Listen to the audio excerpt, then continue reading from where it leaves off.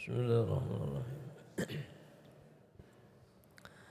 Assalamualaikum warahmatullahi wabarakatuh. A'udzu billahi minasy syaithanir rajim. Bismillahirrahmanirrahim. Alhamdulillahilladzi anzala 'ala 'abdihi al-kitaba wa lam yaj'al lahu 'iwaja.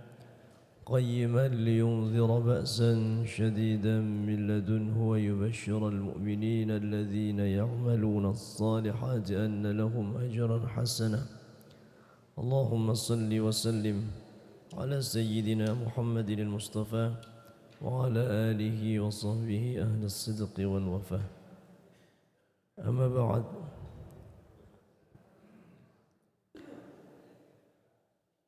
Bapak Ibu Saudara jemaah rahimakumullah. Alhamdulillah tsumma alhamdulillah.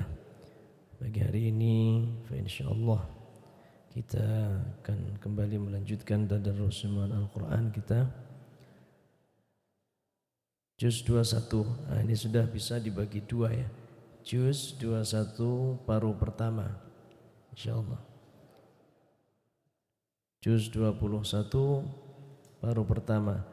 Juz 21 kita mulainya dari surah Al-Ankabut ayat 45 kita mulainya. Ya. Juz 21 kita mulai dari surah Al-Ankabut ayat ke-45. Baik.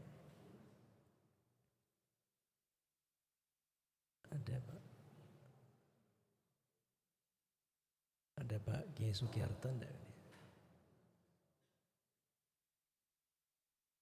Sekali lagi juz ke-21 kita mulai dari surah Al-Ankabut ayat ke-45. Insyaallah sebagian ayat-ayatnya disyarahkan oleh Ustaz Dr. Kiai Haji Sugiarto Badruzzaman. Ada beliau? Ada, alhamdulillah ada. Sudah lama belum? Apa namanya? Ada ya beliau ya? Baik, alhamdulillah. Kita mohonkan Dr. Kiai Haji Sugiarto Badruzzaman untuk mensyarahkan.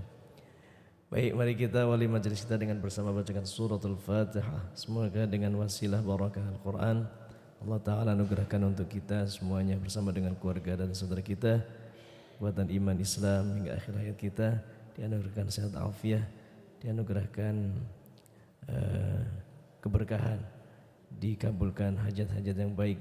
Juga kita doakan semoga apabila ada di antara kita, keluarga kita, saudara kita yang sakit, semoga Allah hilangkan sakit dan penyakit, juga dianugerahkan kesehatan kembali.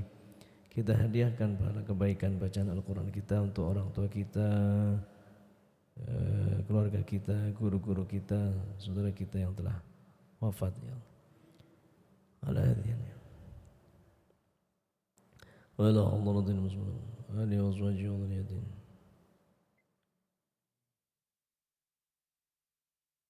شلل لهم الفاتحة.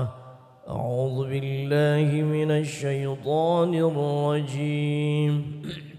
بسم الله الرحمن الرحيم. الحمد لله رب العالمين الرحمن الرحيم مالك يوم الدين إياك نعبد وإياك نستعين اهدنا الصراط المستقيم صراط الذين أنعمت عليهم غير المغضوب عليهم ولا الضالين آمين. رب اغفر لنا ولوالدينا وللمسلمين وللمؤمنين آمين.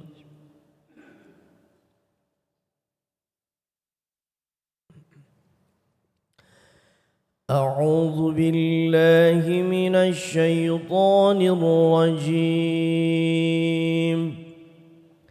بسم الله الرحمن الرحيم. أتل ما أوحي إليك من الكتاب وأقم الصلاة إن الصلاة تنهى عن الفحشاء والمنكر ولذكر الله أكبر والله يعلم ما تصنعون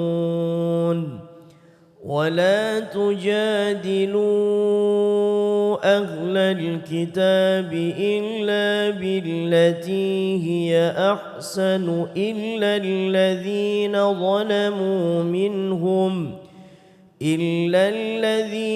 ظلموا منهم وقولوا آمنا بالذي أنزل إلينا وأنزل إليكم وإلهنا وإلهكم واحد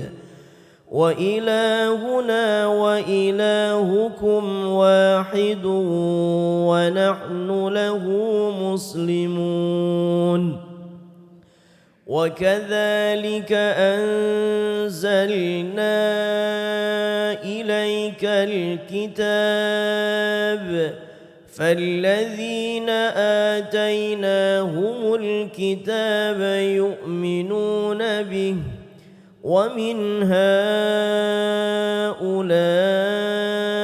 من يؤمن به وما يجحد بآياتنا إلا الكافرون وما كنت تتلو من قبله من كتاب ولا تخطه بيمينك إذا لارتاب المبطلون بل هو آيات بينات في صدور الذين أوتوا العلم وما يجحد بآياتنا إلا الظالمون وقالوا لولا أنزل عليه آيات من ربه قل إنما الآيات عند الله وإنما أنا نذير مبين أولم يكفهم أنا أنزلنا عليك الكتاب يتلى عليهم إن في ذلك لرحمة وذكرى لقوم يؤمنون قل كفى بالله بيني وبينكم شهيدا يعلم ما في السماوات والأرض والذين آمنوا بالباطل وكفروا بالله أولئك هم الخاسرون ويستعجلونك بالعذاب ولولا أجل مسمى لجاءهم العذاب وليأتينهم بغتة وهم لا يشعرون يستعجلونك بالعذاب وإن جهنم لمحيطة بالكافرين يوم يغشاهم العذاب من فوقهم ومن تحت أرجلهم ويقول ذوقوا ما كنتم تعملون يا عبادي الذين آمنوا إن أرضي واسعة فإياي فاعبدون كل نفس ذائقة الموت ثم إلينا ترجعون والذين آمنوا وعملوا الصالحات لنبوئنهم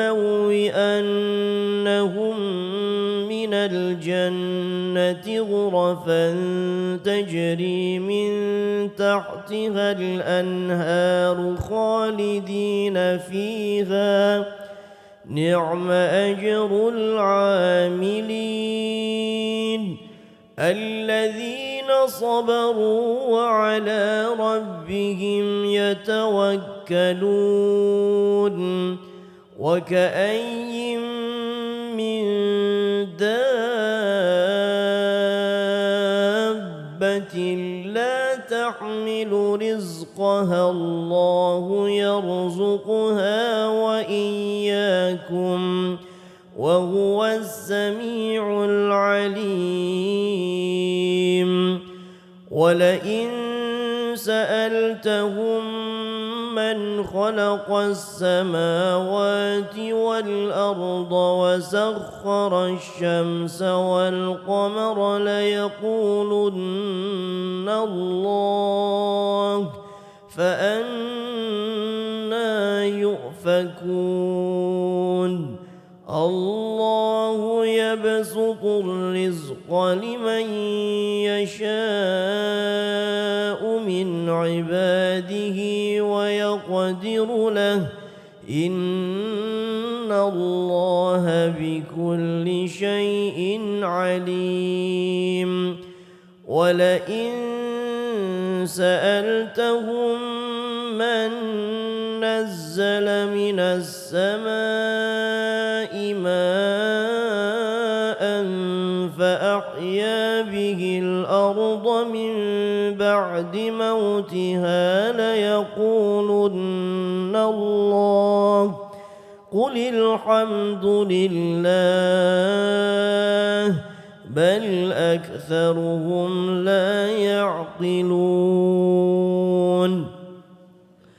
وما هذه الحياة الدنيا إلا لهو ولعب وإن الدار الآخرة لهي الحيوان لو كانوا يعلمون فإذا ركبوا في الفلك دعوا الله مخلصين له الدين فلما نجاهم إلى البر إذا هم يشركون ليكفروا بما آتيناهم وليتمتعوا فسوف يعلمون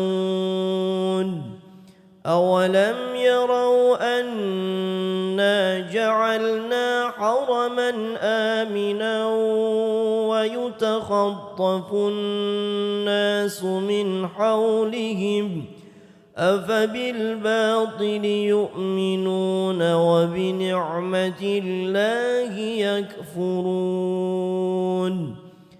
ومن أظلم ممن افترى على الله كذبا أو كذب بالحق لما جاءه أليس في جهنم مثوى للكافرين والذين جاهدوا فينا لنهدينهم سبلنا وإن الله لمع المحسنين. بسم الله الرحمن الرحيم. ألف لام ميم. غلبت الروم في أدنى الأرض وهم من بعد غلبهم سيغلبون في بضع سنين. لله الأمر من قبل ومن بعد ويومئذ يفرح المؤمنون بنصر الله ينصر من يشاء وهو العزيز الرحيم. وعد الله لا يخلف الله وعده ولكن أكثر الناس لا يعلمون. يعلمون ظاهرا من الحياة الدنيا وهم عن الآخرة هم غافلون. أولم يتفكروا في أنفسهم ما خلق الله السماوات والأرض وما بينهما إلا بالحق وأجل مسمى وإن كثيرا من الناس بلقاء ربهم لكافرون. أولم يسيروا في الأرض فينظروا كيف كان عاقبة الذين من قبلهم كانوا أشد منهم قوة وأثاروا الأرض وعمروها أكثر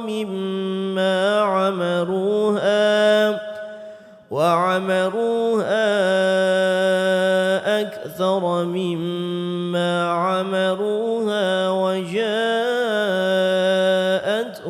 رسلهم بالبينات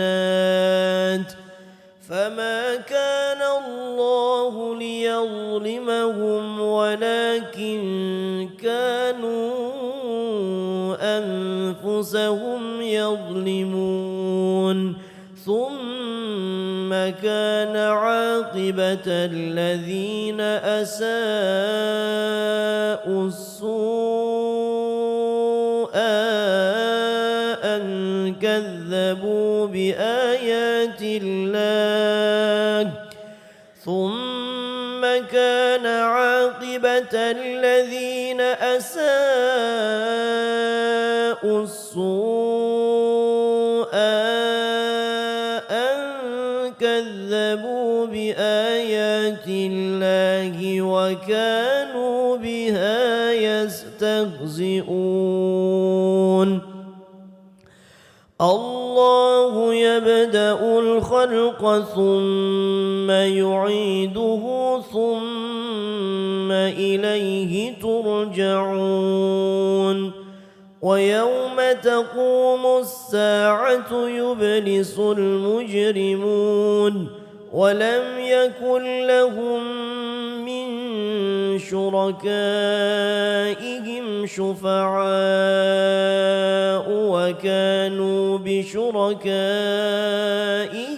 كافرين. ويوم تقوم الساعة يومئذ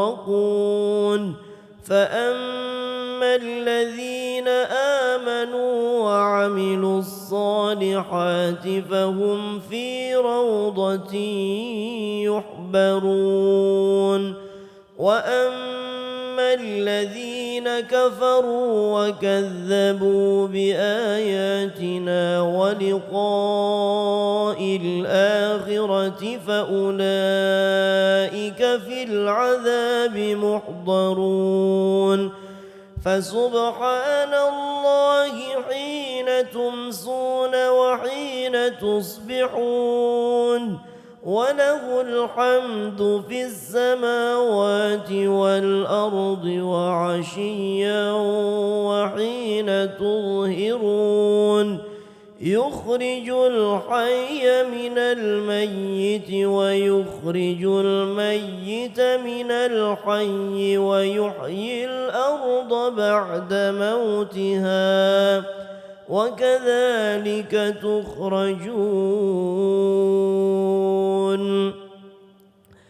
ومن آياته أن خلقكم من تراب ثم إذا أنتم بشر تنتشرون ومن آياته أن خلق لكم من أنفسكم أزواجا لتسكنوا إليها وجعل بينكم مودة ورحمة إن في ذلك لآيات لقوم يتفكرون ومن آياته خلق السماوات والأرض واختلاف ألسنتكم وألوانكم إن في ذلك لآيات للعالمين ومن آياته منامكم بالليل والنهار وابتغاؤكم من فضله إن في ذلك لآيات لقوم يسمعون ومن آياته يريكم البرق خوفا وطمعا وينزل من السماء ماء فيحيي به الأرض بعد موتها إن في ذلك لآيات لقوم يعقلون ومن آياته أن تقوم السماء والأرض بأمره ثم إذا دعاكم دعوة من الأرض إذا أنتم تخرجون وله من في السماوات والأرض كل له قانتون وهو الذي يبدأ الخلق ثم يعيده وهو أهون عليه وله المثل الأعلى في السماوات والأرض وهو العزيز الحكيم ضرب لكم مثلا من أنفسكم هل لكم مما ملكت أيمانكم من شركاء فيما رزقناكم فأنتم فيه سواء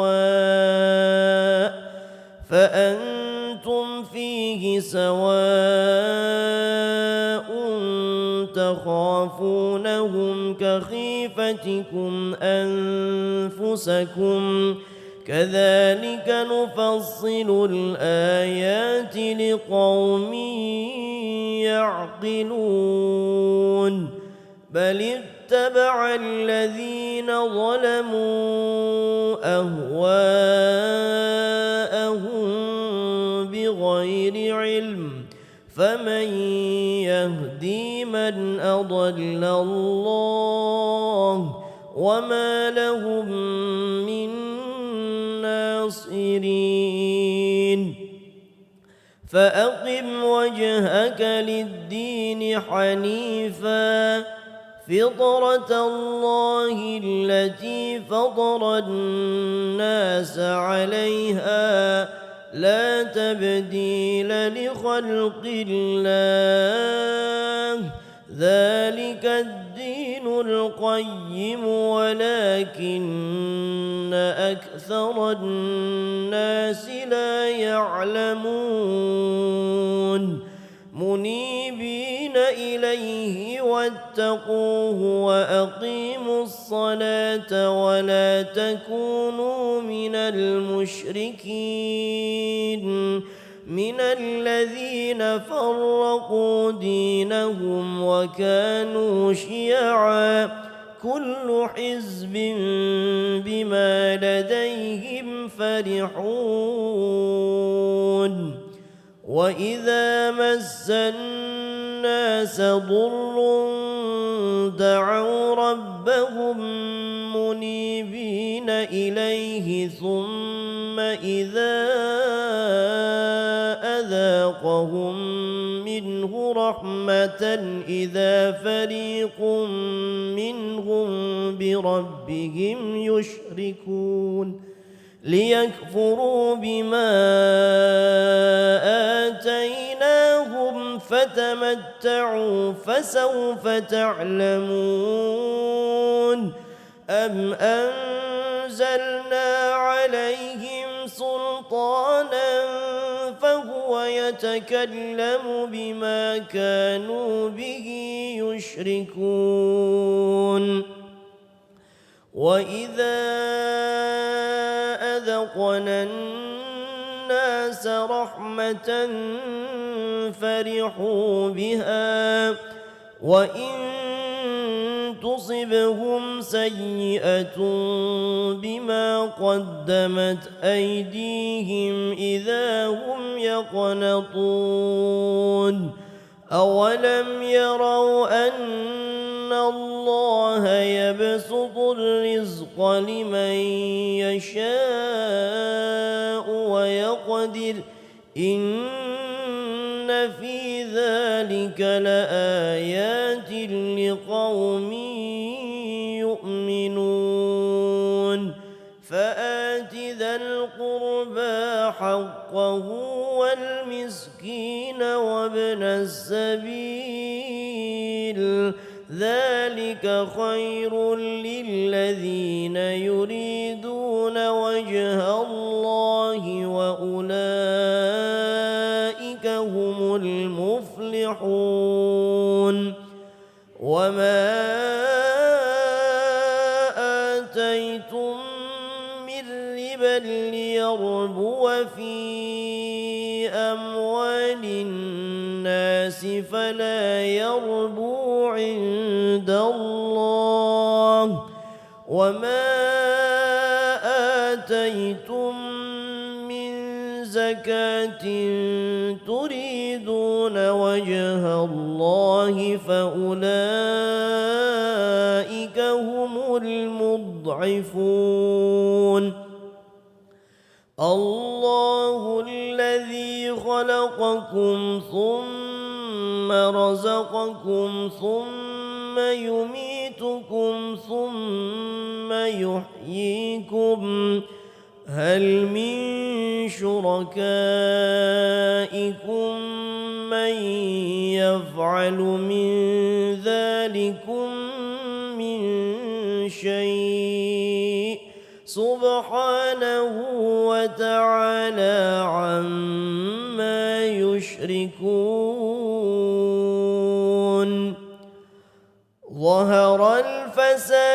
في البر والبحر بما كسبت أيدي الناس ليذيقهم بعض الذي عملوا لعلهم يرجعون قل سيروا في الأرض فانظروا كيف كان عاقبة الذين من قبلهم كان أكثرهم مشركين فأقم وجهك للدين القيم من قبل أن يأتي يوم لا مرد له من الله يومئذ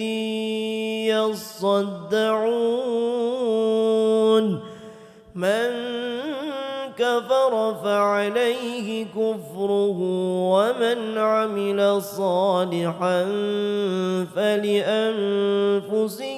يمهدون ليجزي الذين آمنوا وعملوا الصالحات من فضله إنه لا يحب الكافرين ومن آياته أن يرسل الرياح مبشرات وليذيقكم من رحمته ولتجري الفلك بأمره ولتبتغوا من فضله ولعلكم تشكرون ولقد أرسلنا من قبلك رسلا إلى قومهم فجاءوهم بالبينات فانتقمنا من الذين أجرموا وكان حقا علينا نصر المؤمنين الله الذي يرسل الرياح فتثير سحابا فيبسطه في السماء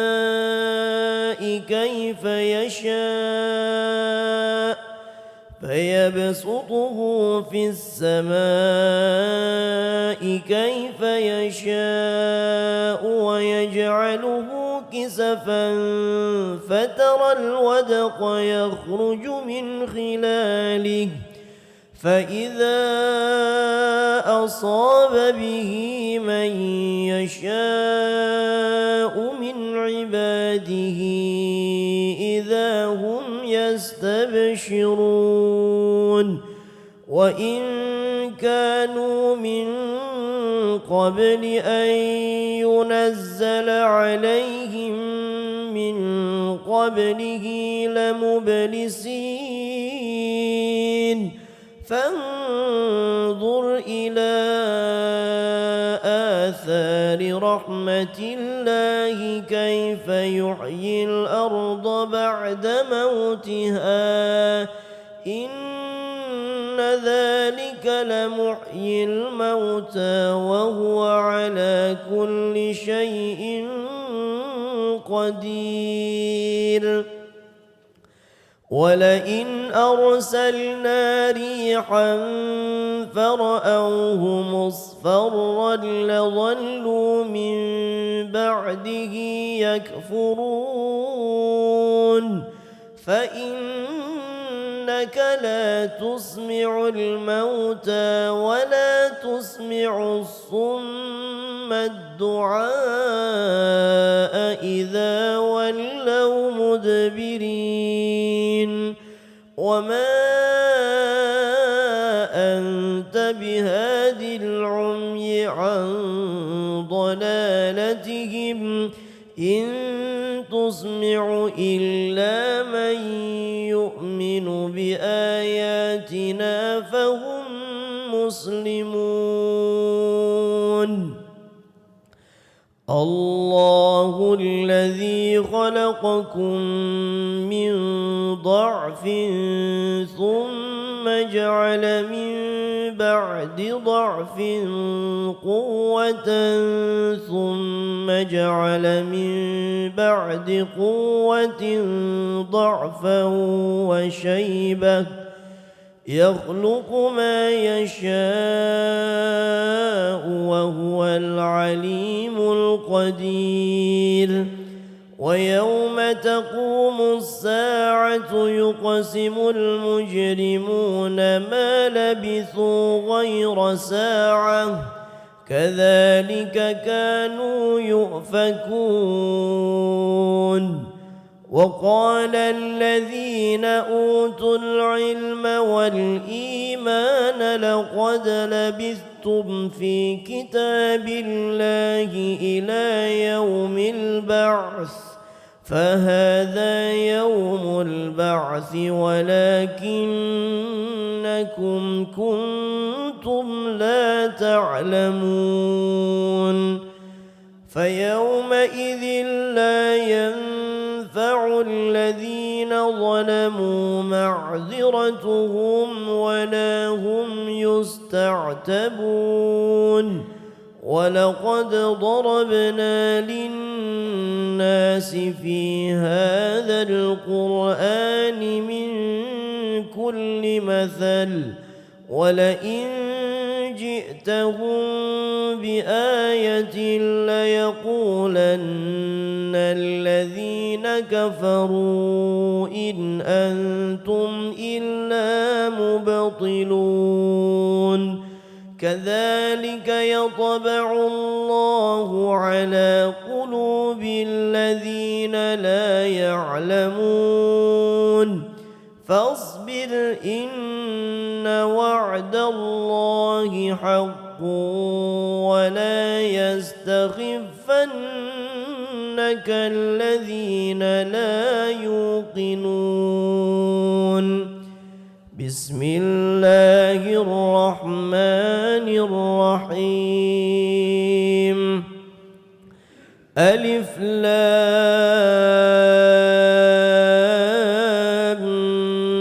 ميم تلك آيات الكتاب الحكيم هدى ورحمة للمحسنين الذين يقيمون الصلاة ويؤتون الزكاة وهم بالآخرة هم يوقنون أولئك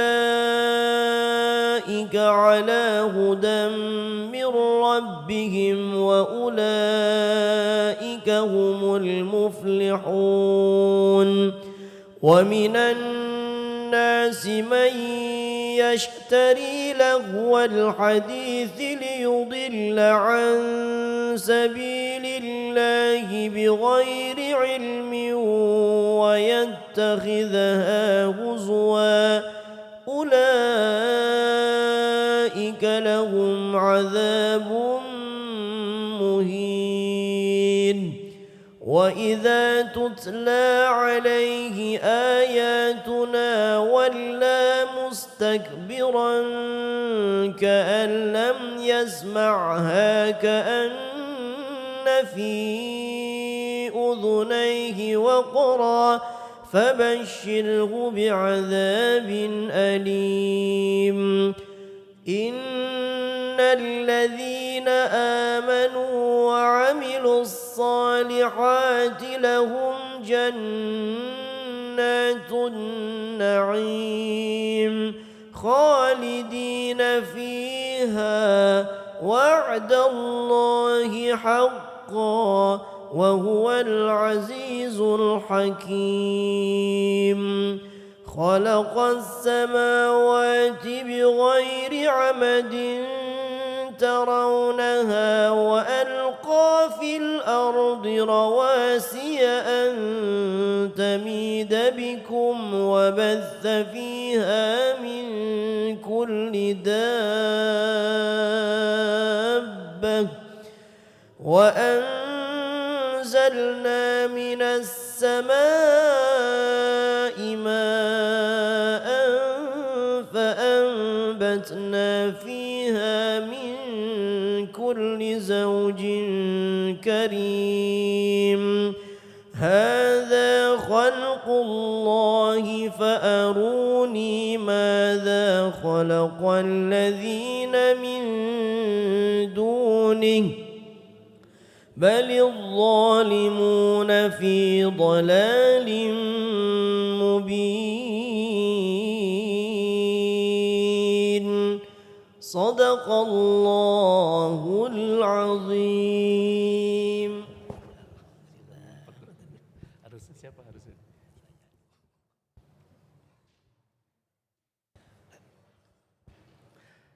Bismillahirrahmanirrahim. Assalamualaikum warahmatullahi wabarakatuh.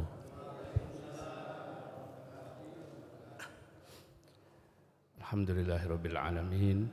Assalatu wassalamu ala asyrafil anbiya'i wa sayyidil mursalin sayyidina wa maulana Muhammadin wa ala alihi wa sahbihi ajma'in. Wa ba'du. Puji syukur kehadirat Allah Subhanahu wa taala, salawat dan salam keharibaan Nabi Muhammad sallallahu alaihi wa alihi wasallam. Sedianya harusnya yang memberikan syarah itu Pak Ustadz Sofyan sendiri. Tadi saya sudah ngumpet di sana padahal. Tapi beliau punya mata batin jadi tahu ya. Baik, Bapak Ibu yang saya hormati, insya Allah maksimal sampai jam 6 ya. Pertama sekali saya ingin menyampaikan terima kasih atas nama keluarga ini sudah berkenan mensolatkan jenazah, mendoakan dan beberapa memberikan perhatian khusus atas wafatnya ibu saya hari Jumat tanggal 19 September yang lalu ya. Terima kasih pada DKM, pada semuanya, baik langsung maupun tidak langsung. Saya tidak tahu kenapa ayat yang dibaca hari ini, beberapa ayat itu hubungannya dengan kematian, saya juga tidak tahu. Mohon izin mungkin sedikit saya bahas itu. Kemudian secara khusus saya ucapkan terima kasih kepada RT 1 ya, RT 1 dan security pengurus RT. Jadi hari Ahad yang lalu tuh rumah saya terbuka dari jam 3:30 pagi sampai jam berapa ya? Mungkin sekitar jam 9:30 malam. Rumah saya terbuka, lebar, lampu nyala. Saya sedang ada di Mekah, perjalanan ke Taif, ditelepon, rumahnya buka. Saya tanya anak dan mantu saya, kok bisa? Nah, rupanya mungkin saking buru-burunya anak saya ke Depok, mungkin nggak dislot kena angin mungkin, tapi alhamdulillah utuh semua, karena yang mau diambil juga apa kan gitu. Itu ya, terima kasih dan sekali lagi mudah-mudahan amal baik Bapak Ibu semuanya tercatat sebagai amal soleh dan dibalas Allah Subhanahu wa taala. Baik, ada dua ayat yang menurut saya ini punya korelasi yang cukup erat. Pertama di surah Ar-Rum ayat ke-8, yaitu dulu. Yang kedua surah Al-Ankabut ayat ke-57. Dan ini sangat masyhur ya. Yang pertama saya mulai dari Ar-Rum dulu, dari belakang. Ada ayat, A'udzubillahi minasyaitonirrajim. Awalam yatafakkaru fi anfusihim. Apakah mereka tidak berpikir atas apa yang ada dalam dirinya? Ma khalaqallahu samawati wal ard wa ma bainahuma illa bil haqqi wa ajalin musamma. Tidaklah semua yang Allah ciptakan di bawah langit, di atas bumi, ya, tentunya gitu ya, maksudnya dari langit dan bumi itu, wama bainahuma, dan apa yang ada di antaranya, langit, bumi dan apa yang ada di antaranya, berarti semua makhluk Bapak ya. Illa bil haqqi, kecuali dengan tujuan yang benar, wa ajalim musamma, dan ajal yang sudah ditetapkan. Ajal itu kalau dalam bahasa Indonesia barangkali yang lebih tepatnya itu masa berlaku Pak. Ajal itu masa berlaku. Tapi kalau dalam dunia kerja ajal itu deadline. Jadi kalau Bapak Ibu punya komitmen sama seseorang itu suka ajal sampai kapan, nah, itu ajal, batas waktu. Kalau dalam produk-produk itu ajal itu expirednya kapan, nah gitu. Jadi semua yang Allah ciptakan ini ada ajalnya Pak. Tubuh kita, maaf bangunan ini juga pasti ada. Mungkin yang ahli konstruksi bangunan tahu ini masa sampai berapa lama ini. Mesin itu pasti ada ajalnya. Ya.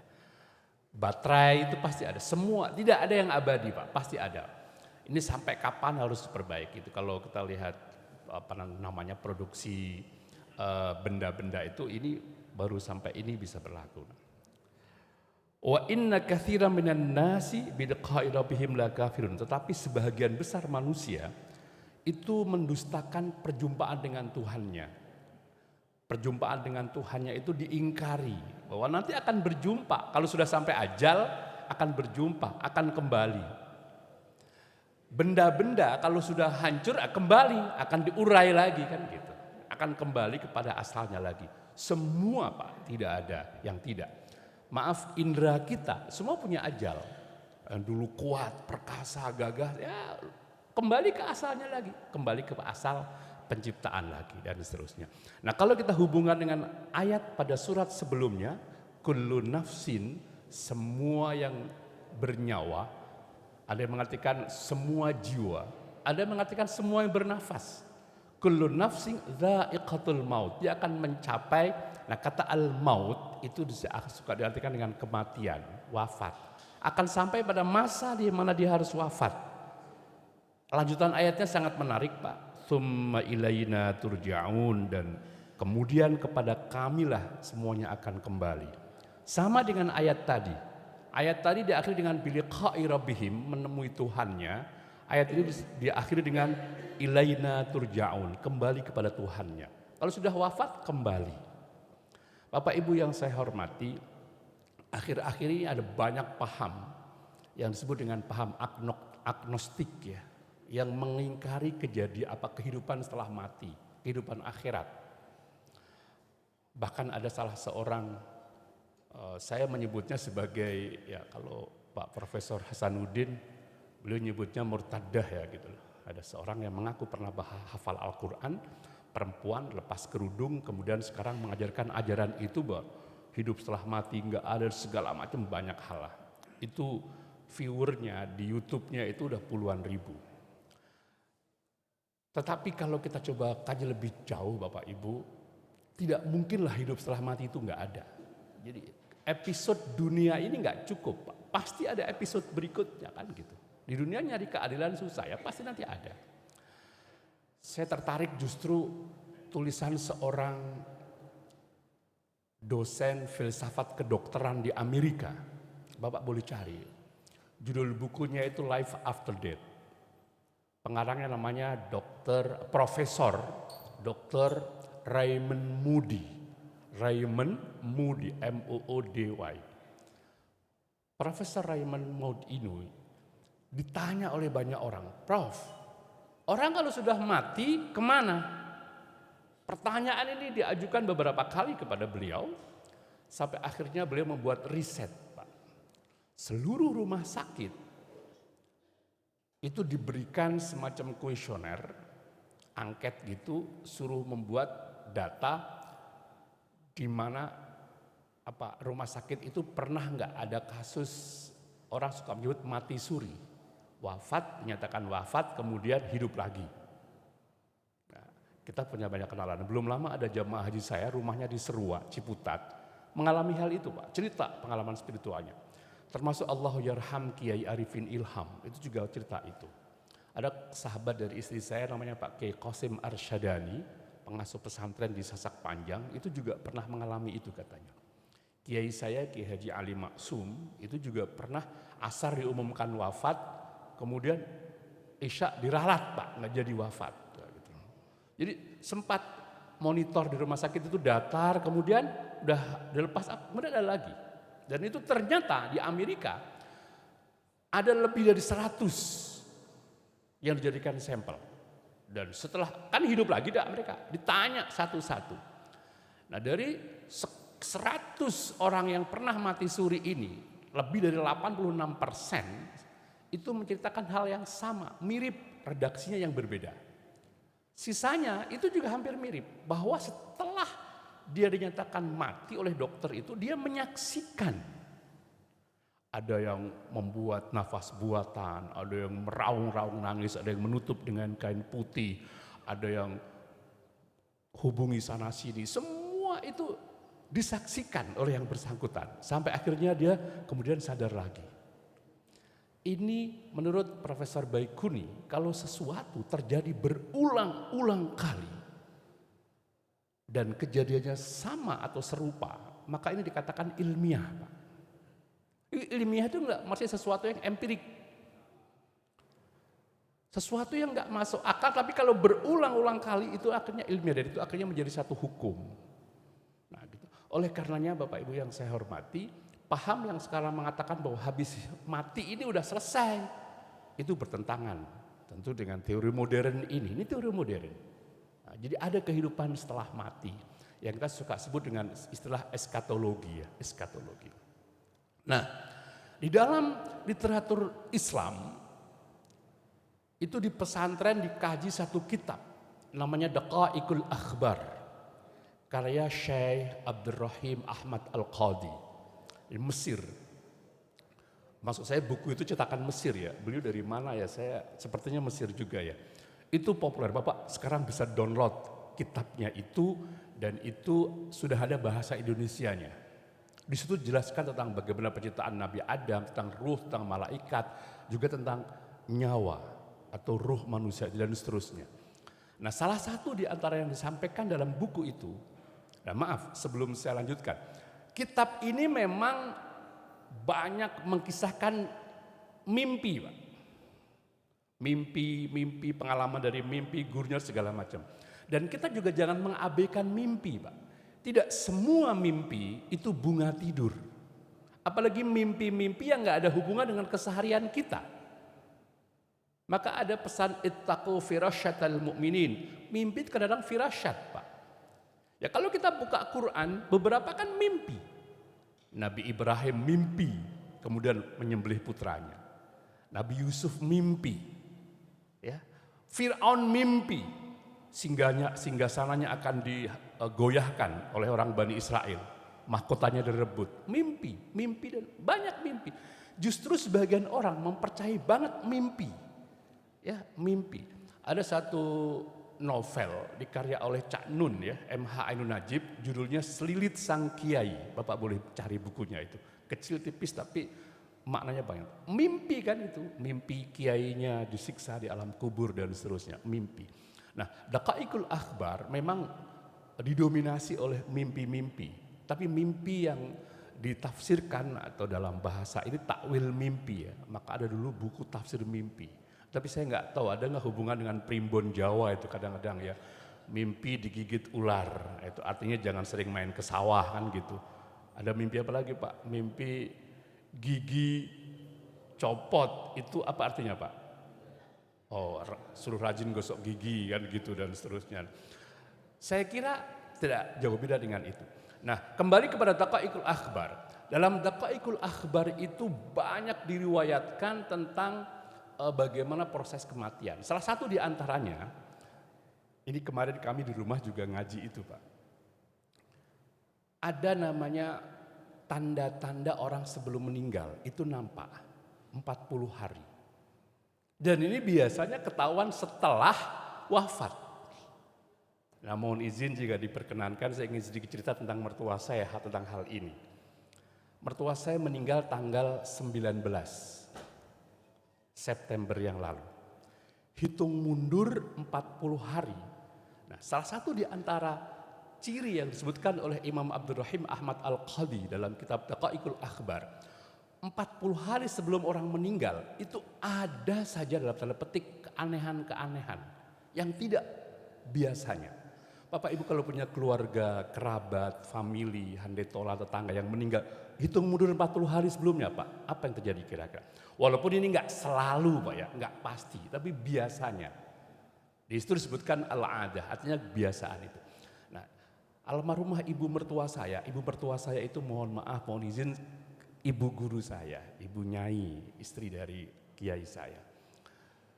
40 harinya itu setelah cucu saya lahir. Jadi 3 hari setelah cucu saya lahir, itu beliau minta video call. Sudah pulang, dibawa ke rumah Pamulang kebetulan, video call. Nah video call itu kok raiso dicekel iki gitu, nggak pengen pegang, nggak bisa. Semua anak-anaknya ditelepon, yang di Tulungagung ditelepon, yang di Pasir telepon. Terno aku nang Jakarta, ndelok buyut, kebetulan ini buyut atau cicitnya laki-laki yang pertama. Dan kayak anak kecil, maaf banget. Kalau bahasa Nganjuk itu sakdek saknyet, apa itu artinya Pak? Seketika itu harus dituruti Pak. Jadi anaknya ya ada yang cuti, ada yang apa, antar aku ke Jakarta, lihat buyutnya. Sampai sini hari Jumat, tanggal 15 sore, kami tidak diberi kabar, gak surprise Pak, kaget datang. Hari Sabtu kami akikah di Anajai di Depok.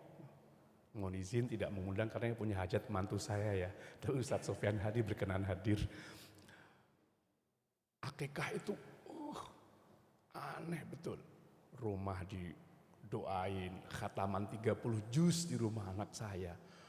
Itu marbot masjid dimarahi, sawang akeh. Masjid di santren Pak. Yang masak itu dimarahi, ini kentang kok sampai busuk, sampai sekarang nangis-nangis itu yang di sana itu. Semua santri disapa, pokoknya seperti ingin pamitan gitu. Semua disapa.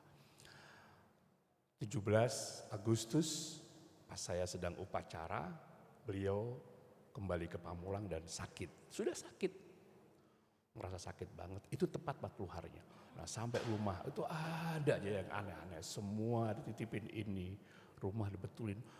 Cucu-cucunya yang di pesantren dipanggil, dikasih sangu. Pokoknya sehat, beliau sehat. Memang beliau pernah punya riwayat stroke. Tapi intinya apa?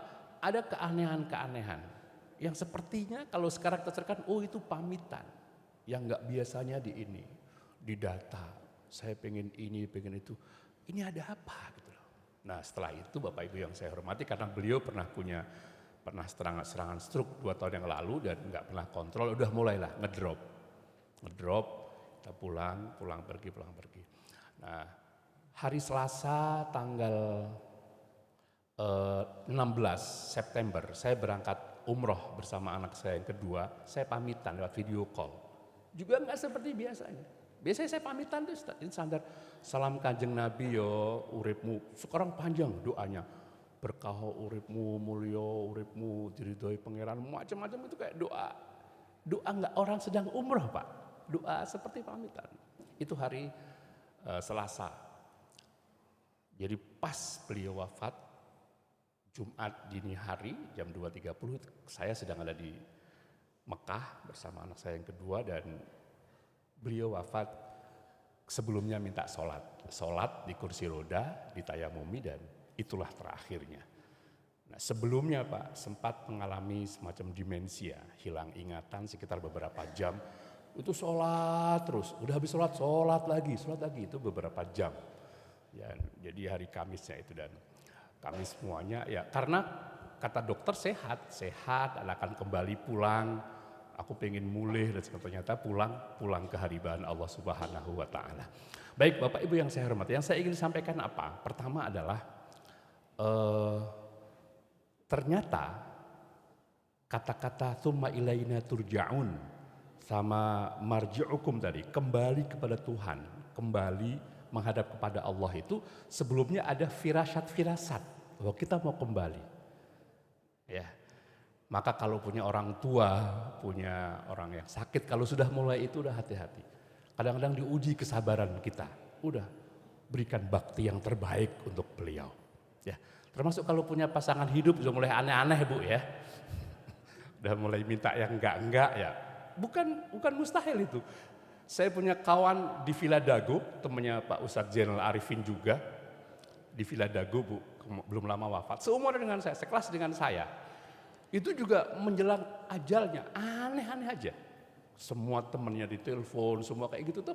Begitu kita ingat, oh ternyata mau pamitan, nggak pernah nyapa, nggak pernah komen di WA grup, begitu udah itu. Jadi yang aneh-aneh gitu. Dan saya kira tetangga kita juga banyak kayak gitu. Nah, kemudian yang kedua, maknanya apa? Ya, karena kita tidak tahu kapan ajal itu datang. Ya, jangan sempatkan diri untuk berbuat yang tidak baik atau bermaksiat. Kalau kita pernah punya salah, segera minta maaf. Kalau pernah dosa, segera bertaubat. Maka kata Bimbo apa? Berbuat baik janganlah ditunda-tunda. Karena kita nggak tahu kapan itu ajal akan tiba. Nah kemarin, maaf, ibu pengemudi ojol yang terlindas mobil taktis, itu kan cerita juga, ternyata teman-temannya juga cerita. Saya punya banyak kisah itu, ternyata ini orang baik dan banyak kisah yang ceritakan sebelum terjadi tragedi itu. Nah, itu kan husnul khotimah kayak gitu. Nah oleh karenanya jangan sempat kita berbuat baik. Terakhir saya mendapat nasihat dari salah seorang ulama yang takziah ke tempat kami. Meninggalnya orang tua itu ya tertutupnya salah satu pintu surga. Sudah nggak lagi kami berbakti. Tapi nggak berarti berbakti itu hanya sampai hayat saja. Tapi setelah hayatnya, setelah wafatnya juga berbakti. Yang kedua, rem kemaksiatan itu ternyata diantaranya adalah wafatnya orang tua. Kenapa? Orang tua kita begitu wafat, sekarang terbuka semuanya. Sebelum beliau wafat, beliau nggak tahu apa yang dilakukan anaknya di mana. Begitu wafat tahu Pak, tahu bisa lihat. Maka hati-hati kalau kita sudah punya orang tua yang sudah wafat, apa yang Bapak Ibu lakukan semua dipantau oleh beliau. Sampai hatikah kita melakukan dosa, orang tua kita lihat. Dan beliau pasti nangis, beliau pasti akan sedih. Ya Allah, anakku malas ke masjid, tahu beliau. Ya Allah, anakku makan yang gak halal, tahu beliau. Semakin nelongso beliau itu. Maka wafatnya orang tua itu salah satu rem kemaksiatan kita. Selain juga guru dan segala macam ya. Saya kira ini mungkin sesi sharing ya yang saya bisa sampaikan Bapak Ibu. Sekali lagi terima kasih atas perhatian dan sampai dengan hari ini doa-doa itu mengalir, banyak orang yang dengar. Karena kita nggak sempat ngabarin siapa-siapa Pak. Ada yang dengar dari siapa-siapa. Sampai hari ini kawan-kawannya semua datang dan kita nggak tahu semua. Ternyata banyak orang sekabupaten yang kenal beliau dan akhirnya datang dan doa itu terus berdatangan ya, ucapan bela sungkawa itu.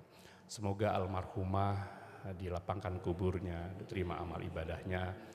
Kita semua bisa mengambil pelajaran dan bisa meneladani sifat-sifat positif dari almarhumah. Amin. Ya Allah ya Rabbal Alamin. Terima kasih. Mohon maaf ini jadi sesi takziah ya. Karena tadi ditodong oleh Ustadz Sofyan. Mudah-mudahan ada manfaatnya. Wassalamualaikum warahmatullahi wabarakatuh. Lalu udah hampir nggak berangkat. Allahumma arhamna bil Qur'an waj'alhu lana imaman wa nuran wa hudan wa rahmah. Allahumma dhakkirna minhuma وعلمنا منه ما جهلنا وارزقنا تلاوته اللهم ارحمنا بالقرآن واجعل